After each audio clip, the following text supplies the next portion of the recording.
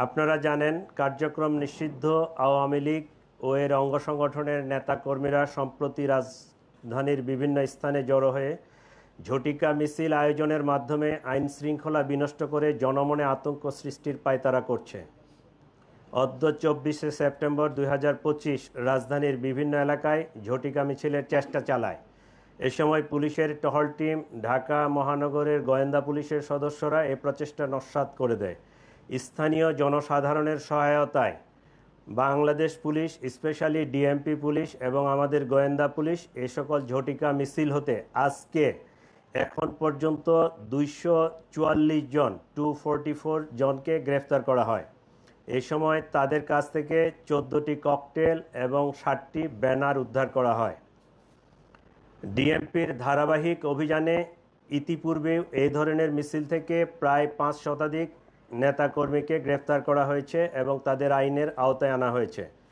ফেসিবাদের পতনের পরেও তাদের হীন তৎপরতা থেমে নাই। আমাদের প্রিয় মাতৃভূমি স্বৈরাচারের থাবা থেকে মুক্ত হয়ে যখন স্থিতিশীল অবস্থায় এসে একটি সাধারণ নির্বাচনের জন্য প্রস্তুতি নিচ্ছে, এ সময় কার্যক্রম নিষিদ্ধ আওয়ামী লীগ এবং এর অঙ্গ সংগঠনের সদস্যরা অপতৎপরতা চালাচ্ছে, যেটি আমরা বিভিন্নভাবে দেখতে পাচ্ছি।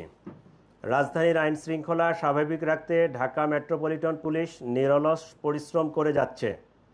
কার্যক্রম নিষিদ্ধ সংগঠনের অপতৎপরতা রোধে পুলিশের পাশাপাশি নগরবাসী সহায়তা করে যাচ্ছে।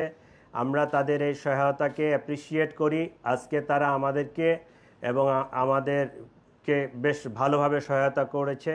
এই সহায়তা যেন ভবিষ্যতেও অব্যাহত থাকে, এই জন্য আমি তাদেরকে আমাদের পক্ষ থেকে, ডিএমপি পুলিশের পক্ষ থেকে উদাত্ত আহ্বান জানাচ্ছি। এবং আপনাদের মাধ্যমে ঢাকাবাসীকে আরও বলতে চাই যে আপনারা নাগরিক দায়িত্ব পালন করবেন।